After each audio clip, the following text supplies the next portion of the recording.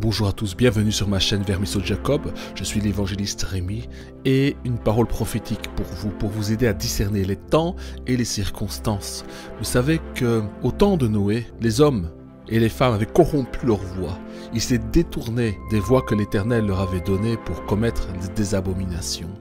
Et de même, à Sodome et Gomorrhe, ils ont détourné leur voie et se sont corrompus pour commettre des choses abominables. Et le jugement de Dieu est arrivé. Et vous savez, quand les mêmes choses se produisent, les mêmes péchés se produisent, Dieu agira de la même manière. Ce 23 et 24 septembre, 350 délégués ont participé à l'Assemblée générale de la Fédération des Églises évangéliques libres d'Allemagne, avec des échanges tendus autour de l'homosexualité.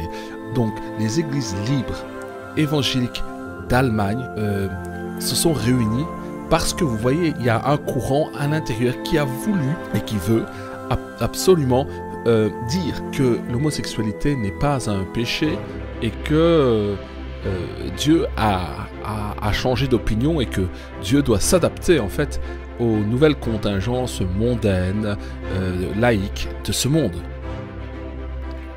Alors, c'est depuis 2017 que ce débat est entré dans les églises évangéliques libres d'Allemagne, qu'on appelle Assemblée Générale de la Fédération, alors de Solingen, Bund FEG. Alors, il y avait deux questions qu'ils ont posées aux représentants des diverses églises. Ils étaient quand même 350 délégués, donc ça représente 350 assemblées. Et il y avait deux questions qui ont animé les échanges. La première question, c'est: les églises devraient-elles bénir les unions homosexuelles? Question, toi, qu'est-ce que tu en penses? Réponds à cette question. Et alors, deuxième, les personnes ayant un style de vie LGBT+, public, devraient-elles être autorisées à faire partie de la direction du ministère? Il pose quand même la question. Donc déjà, poser la question, ça en dit loin. Ça en dit long, hein, n'est-ce pas?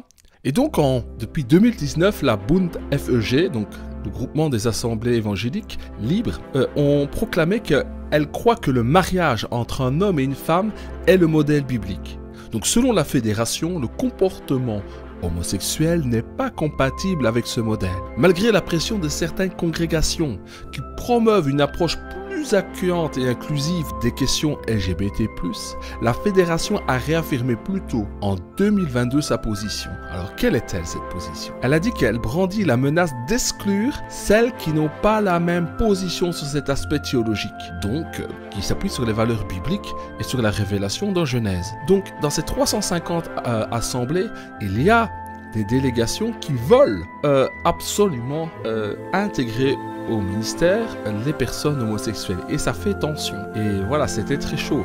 Nous avons eu ce débat là en Belgique ici, et les églises protestantes réformées de Belgique se sont scindées en deux parce que certaines voulaient être inclusives par rapport aux personnes homosexuelles, et voilà, et d'autres sont restées claires sur le sujet. Vous voyez, donc ça n'attaque pas seulement la société, les écoles, nos enfants, mais aussi l'aspect spirituel. Ils veulent être représentés dans tous les aspects de la société. Et il y a bien un domaine où nous savons clairement quelle est la pensée de Dieu. Nous savons pourquoi Sodome et Gomorrhe, le jugement de Dieu est venu.